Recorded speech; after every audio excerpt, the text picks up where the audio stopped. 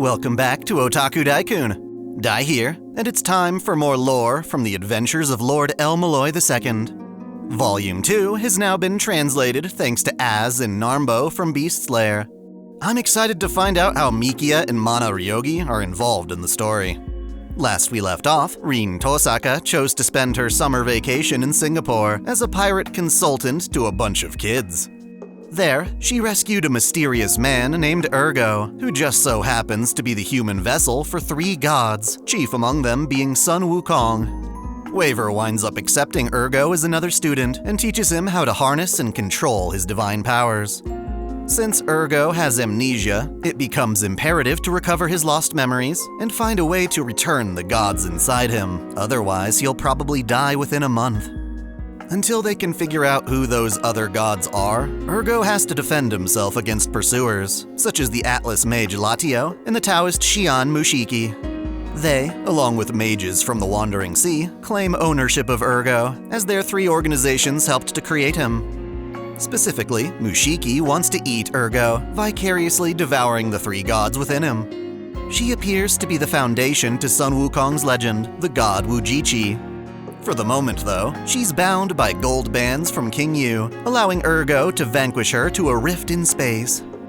Unable to counter something like that, Latio's chosen to flee, but vows to return some other day. Luckily, guided by his own exploits in Singapore, Waver has some leads to investigate. Thus, he takes Gray, Rin, and Ergo with him as he travels to Tokyo. The prologue begins with Gray attending a festival at a Shinto shrine. She and the others use a mystic code that translates between English and Japanese. It's a pendant imbued with a gem in the center. Anyway, Gray gets some cotton candy for herself and the others. She meets up with Ergo and notes how fast he's growing, both physically and mentally. It makes her feel envious that he's probably a better student than her. Waver then shows up dressed in a kimono, and Gray finds it charming. She herself wears a yukata, but only under a hooded cape. Rin arrives at their meeting place and teases her for being cute. The crew snack down on their cotton candy while waiting for their contact, Mikia Ryougi, to arrive. Toko Aozaki, for all her scheming, was able to put them in touch. Mikia approaches them donning a black suit. Just like the end of Kara no Kyokai, he's got half his hair growing down to cover his blind eye. Shifting perspective, Chapter 1 starts off in an early morning at a dewy park. Among a group of homeless people, a young girl, Akida, looks for her guardian of sorts, a muscular Middle Eastern man named Ruo. The 2 of them are doing their best to survive out of tents, subsisting off of discarded food from the trash. They've only been at it for 6 days, following the guidance of an older, more shabby homeless man named Sano. He assumes that, because Akira is hiding her gender, she and Ruo must be running away from something. The 3 of them make plans to check out a nearby festival, the same one from the prologue, I imagine. There, Ruo correctly guesses that Sano's father is running an okonomiyaki stand. Given how Sano's been homeless for a while now, though, he avoids his father, not wanting to face him in such a sorry state. Ruo, then, in spite of being homeless, goes to buy some okonomiyaki in Sano's stead. In the time that Sano is alone with Akira, he's spotted by a trio of debt collectors who expected him to show up, since it's apparently his dad's birthday. Akira tries to stop the men from beating Sano up, only to be kicked aside. Mysteriously, the men's assault gets interrupted when a black rope, resembling a shimenawa that you'd typically see hanging from torii gates, starts moving around like a snake. It wraps around the assailants, corroding their clothes and flesh before making its way to Sano.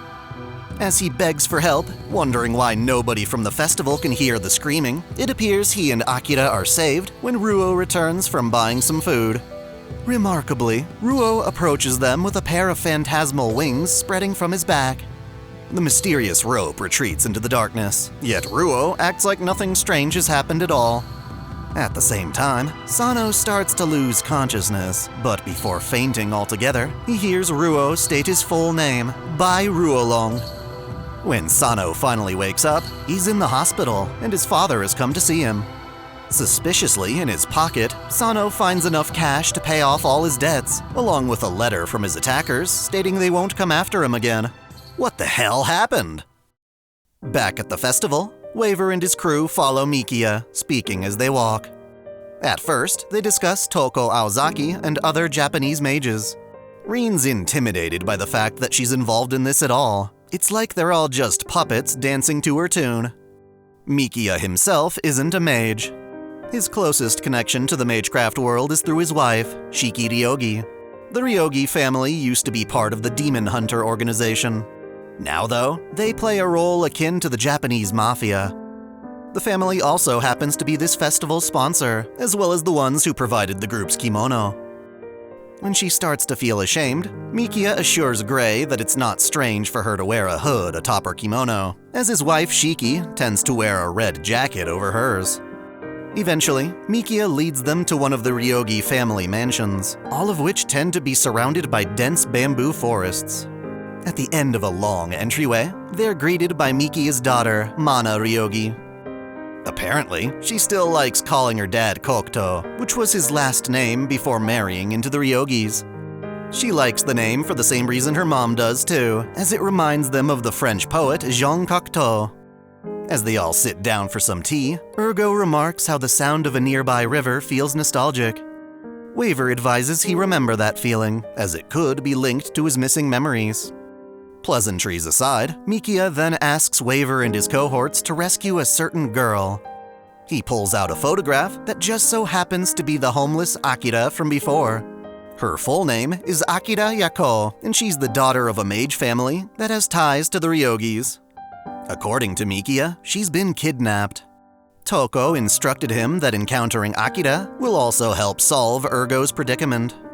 Exposing this kidnapping to the police would risk breaking the concealment of mystery.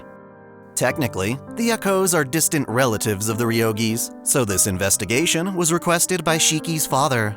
That said, Shiki herself apparently doesn't approve, but is willing to let Mikia do what he wants, so long as he takes care of Mana while she's away. Even though Mikia's offered them a place to stay, Waver insists on paying for a cheap hotel. The party gets changed back into regular attire before discussing their latest mission. Waver and Gray plan to visit the Yakou family directly, giving Rin and Ergo some leisure time. Rin then teases Waver, taking this chance to go visit Akihabara. If it weren't for work, he too would love to go. That said, he claims it would take 3 days to explore all of its holy sites. It's funny how Iskandar, of all people, was able to get him into video games. First, however, Rin takes Ergo to some antique bookstores in Kanda Jimbocho. In London, shops like these are practically ransacked by other mages, leaving nothing of ancient value behind. In Japan, however, mysterious books can be found and obtained at bargain prices. As for Akihabara, well, Rin's not an otaku. However, she takes Flat's advice in purchasing some limited edition goods she can use to bribe Waver into private lessons. Sounds like the start of a bad porn flick. This time of year, Akihabara's even more crowded than normal thanks to the Urabon festival. As they explore this otaku's paradise, Ergo's phantasmal arms notice some sort of dark, scary presence. Fortunately, Rin's pretty good at tracking threats through a city given her experience in the Grail War.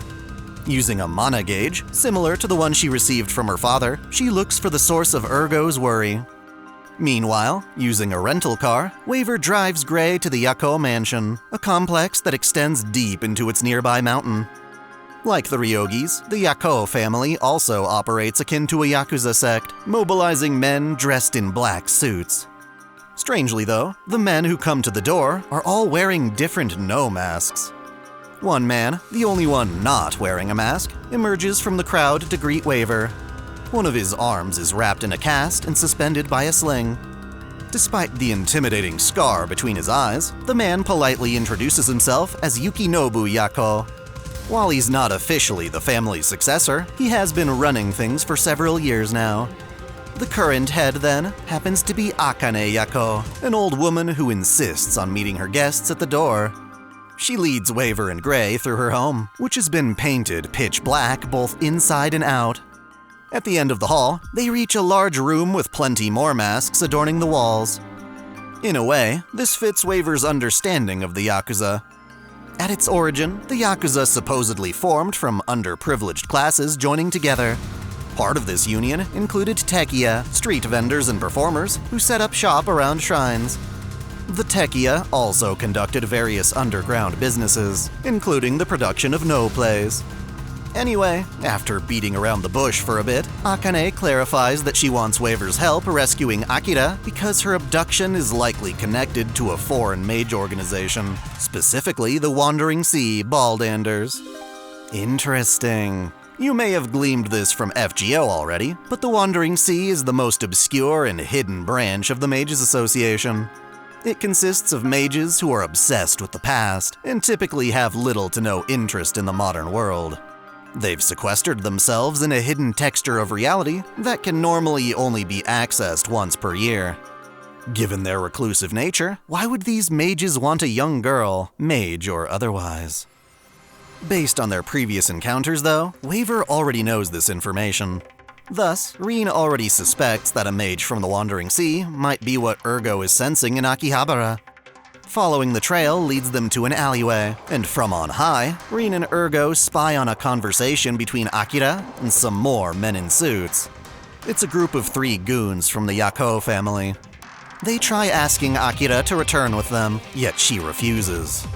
As soon as they get forceful with her, Ruo steps in, pinning the 3 men to the ground with some unseen force. Apparently, he's given all his money to Sano, and has since been trying to hold down a job as a bartender, but staying in one place for too long is risky. From our perspective, this doesn't seem like a kidnapping at all, but rather a runaway situation. In an attempt to fight back, the men in suits clap their hands together in kashiwade, performing a spell that uses sound to synchronize with the target's wavelength and tear them apart from within. This sort of hand magecraft is unique to Japan, and can sometimes reach the level of spells from the Age of Gods by essentially channeling divine energy. Despite this, it seems Ruo is able to feel their disturbance and extinguish it without harm. He then retaliates with lightning-fast movement, incapacitating all but the head gangster. As this boss prepares for another spell, Ruo rolls up his sleeve, revealing a key-like tattoo on his arm. While tracing it, Ruo chants a Chinese phrase that sends dozens of yellow talismans at the boss, binding him up like a mummy. Rin immediately recognizes this as a demonstration of Taoist philosophy magecraft. Having just rescued Akira from Yakuza thugs, Ruo looks up at the rooftop where Rin and Ergo are watching from. Being caught, the 2 of them descend into the alleyway. Rin tries to settle things amicably, claiming that even though they've been asked to retrieve Akira, that doesn't necessarily mean they've agreed to do so. Expectedly, Ruo finds this hard to believe, but instead prioritizes calling out to Ergo as if they know each other. He confesses he knows all about Ergo's gods and his memory loss. In addition to claiming Ergo is his best friend, he announces himself the disciple of a Wandering Sea mage who forced Ergo to devour gods in the first place. Specifically, he claims his old man is the Wandering Sea Mage, and humbly downplays his own involvement. Sure enough, the name Bai Ruolong does seem to spark Ergo's memory. That said, while they used to be friends, Ruo now has instructions to capture Ergo. That, and he still has to protect Akira. The 2 men start fighting in the alleyway, and Ergo's phantasmal arms are immediately countered by Ruo's phantasmal wings. This equals the playing field, until Ruo spreads his wings and launches a barrage of sharp feathers. Tossing aside his usual pacifism, Ergo goes all out with a punch that floods the alley with a harsh wind. Neither this nor Rin's Gundo shots are enough to faze Ruo, even as he pulls double duty shielding Akira. Rin expected this resistance, countering with a pair of jewels that constrain Ruo with thorny vines.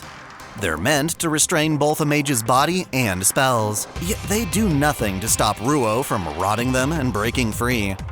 This leads her to suspect that he, too, must have devoured a god or 2. Ruo and Ergo eventually take their fight to the sky, leaving Rin to finally grab her phone to call for backup. In the air, Ruo clings to Akira while flying at several hundred kilometers per hour. Ergo tries to hold on to them with his arms, but the strain is practically unbearable. In just 30 seconds, they travel to Suehirocho by the Imperial Palace. Their flight stops when Ergo uses his arms to grab a building and alter Ruo's trajectory. This damages Ergo's internal organs, leaving him defeated on the roof of a tall skyscraper. Luckily, this building is Grand Tokyo Tower, which has already been evacuated for renovations.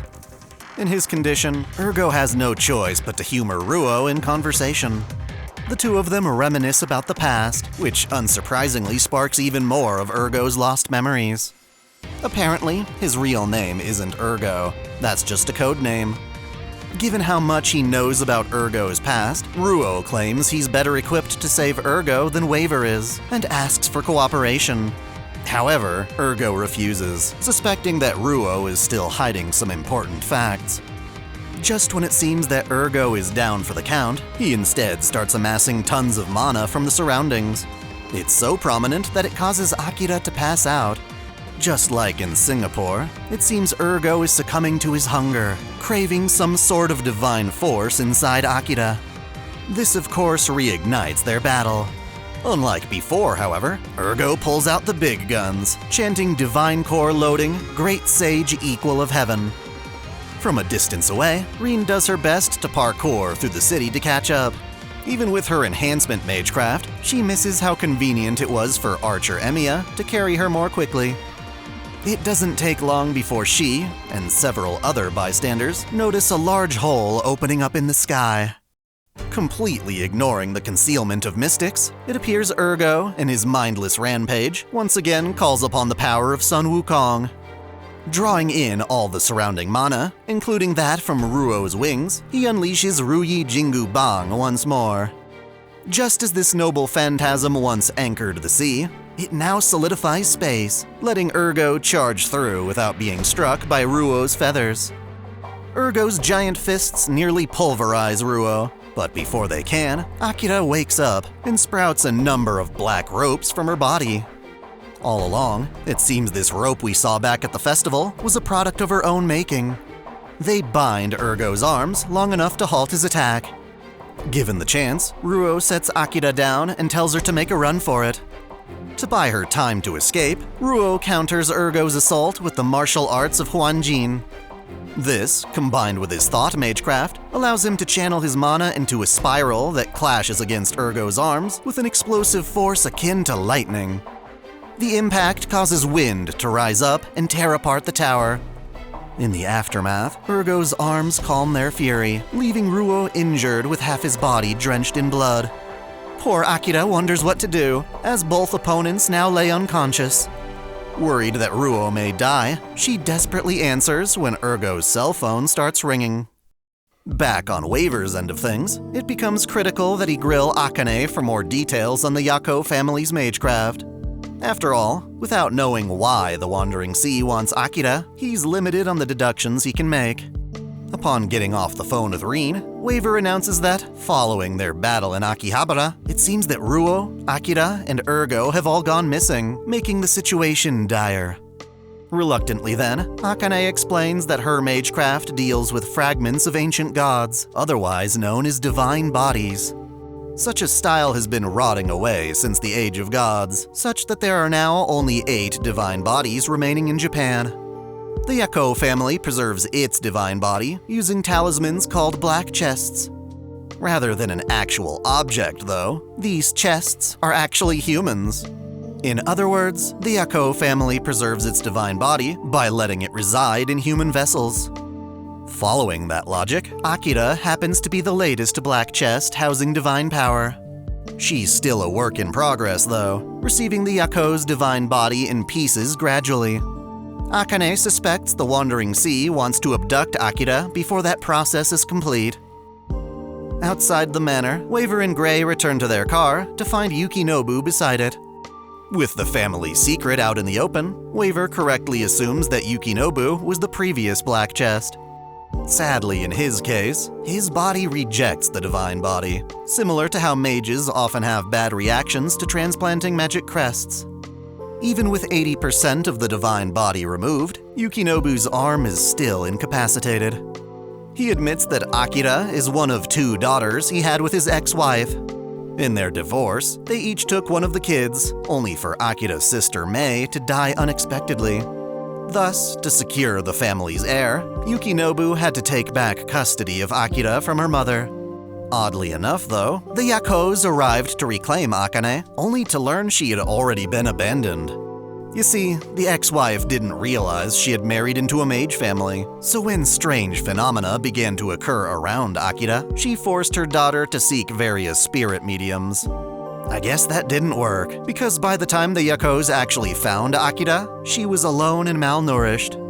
As such, they had to wait a while before they could start transplanting the divine body into her. So far, only 2 of those transplants have occurred, before Ruo came to abduct her. I suspect Akira didn't exactly want to stick around anyway. She was abandoned by her mom, and used as a tool by her dad.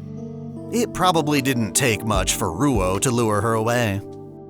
Oh, and as an aside, how the hell do you marry into a mage family and not even realize it? That seems like a terrible idea for all parties involved.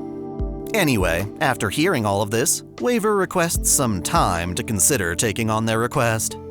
He won't admit it in front of other mages, but Gray can tell the circumstances upset him. Nonetheless, one of the reasons Waver chose to come to Japan in the first place was to learn how to return Gray to her original self. If they can find a way to return gods, or sever the connection to them, perhaps Gray can somehow separate herself from the heroic spirit of King Arthur. With their visit concluded, Waver and Gray drive out to meet with Rin, Mikia, and Mana. Their destination happens to be Garan no Do, Toko Aozaki's old office from Kata no Kyokai. It's an abandoned building that resembles a garan, or Buddhist temple grounds. Its structure serves as a natural bounded field that keeps away unwanted attention. Since Rin got here first, she took the chance to loot any valuable talismans or mystic codes. After all, Toko no longer uses the place, and Mikia only keeps tabs on it out of nostalgia. While the group's here to speak with Mikia, we find a more shocking discovery. Bai Ruolong, who was injured and supposedly went missing just recently, is now pleasantly cooking up some fried rice for them all. His torn-up arm has already been healed behind a bandage. Akira's there too. In fact, it's because of her that Ruo is safe. Picking up Ergo's phone put her in touch with Mikia, who had the Ryougi secretly transport them. Sneakily, Waver already knew they were safe all along, and only pretended like they were missing to extract more information from Akane. Yes, even Ergo, who had gone berserk, is now back to his senses, albeit he's exhausted from using so much mana. Having earned some downtime, Waver whips out some cigarettes and his laptop to grade papers. He's the only professor in the clock tower who accepts essays through email. Rin has a hard time with this, as she's technologically illiterate.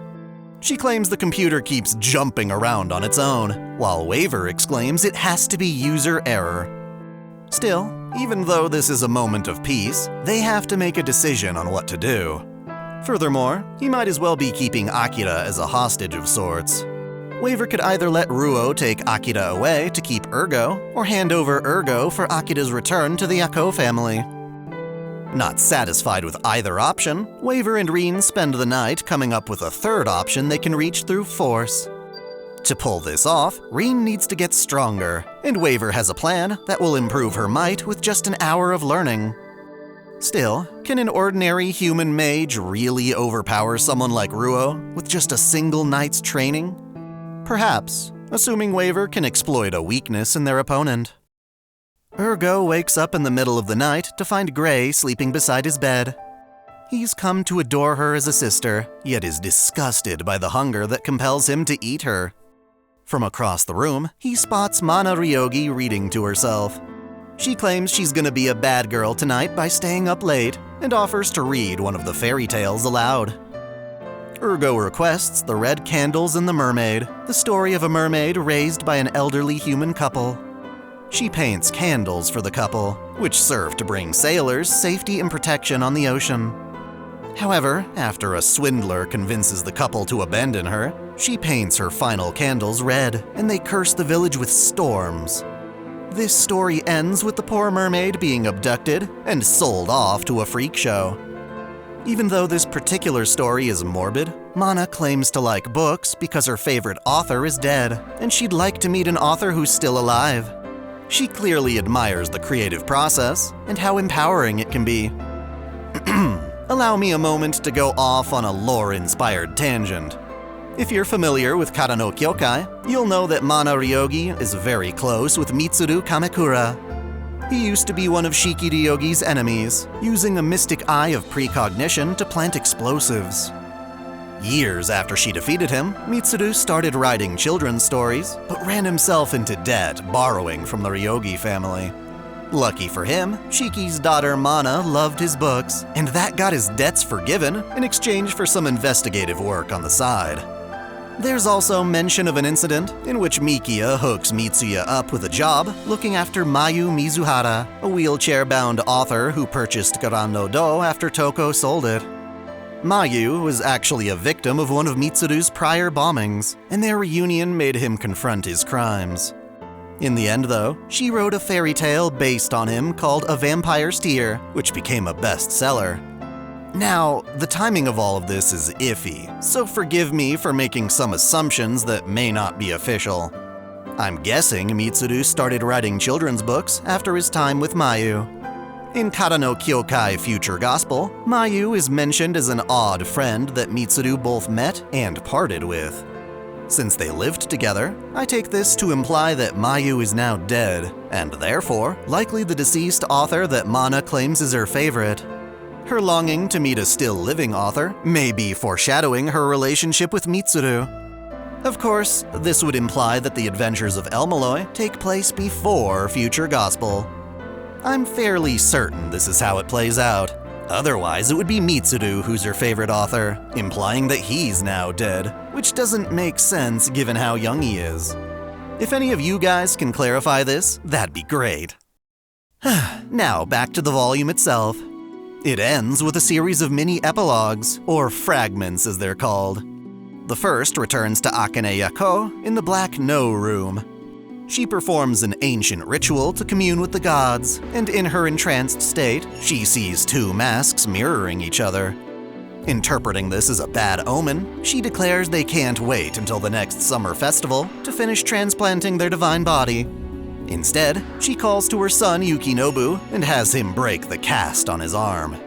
Underneath it, we see that Yukinobu's arm is mostly exposed flesh, with the skin on top being removed.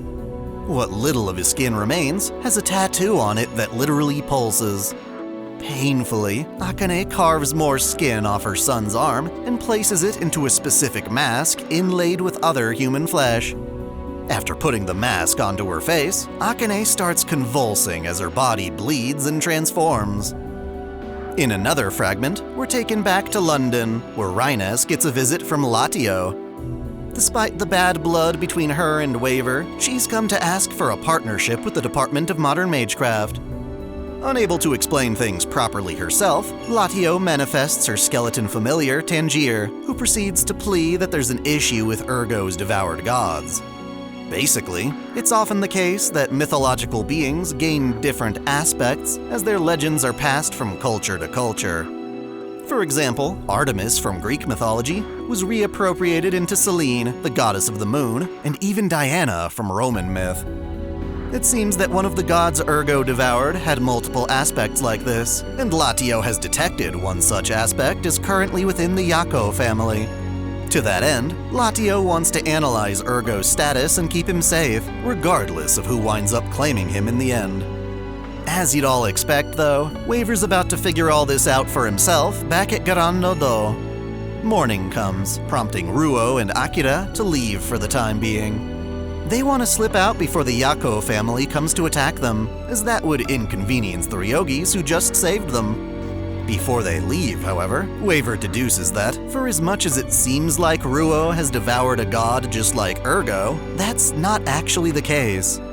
Rather, because of his wings, he instead likely devoured a dragon, one with some connection to the second of Ergo's three gods. Hearing all of this, Ruo starts to get defensive, but before he can act, Akida starts screaming. She curls into a ball, and her face suddenly becomes enveloped by a pitch-black mask. This must be the result of what Akane's up to. As she cries to Ruo to save her, a black void opens up on her back. From it, that same rope-like entity from before emerges and constricts Ruo along. Unfortunately, Volume 2 ends on this dramatic cliffhanger. Part 2 of this arc will be told through Adventures Volume 3. As of December 2nd last year, Az has translated the first 2 chapters, and I eagerly await the rest. I can be patient, though, as they're doing this community a huge service. While you wait, consider reading their translations directly as they come out. They can all be found on Beast Slayer Forum via a dedicated thread. That's all I've got for this video. Until next time, celebrate your fandom! I want to give a special shout out to all my $10 and up supporters: Video Gamer 75, Dante Pendragon, Stephen Elak, Otaku Mom, Mystic Samurai 1983, Free Brick, Alexis Yukio Gomez Yamato, Lunar Works, Link Pendrago, Olympian Doll, Observer Bellis, James Hewitt, Uncanny EXP, Crow Calum, Saul Soto, Tristan Riggin, Winter's Edge, Dionysus, Caitlin P, Sogai CH, Sith Lord 906, Vladimirovna, The Taz 96, Kango X 77, and Alistair Bernadotte. Thank you all so much.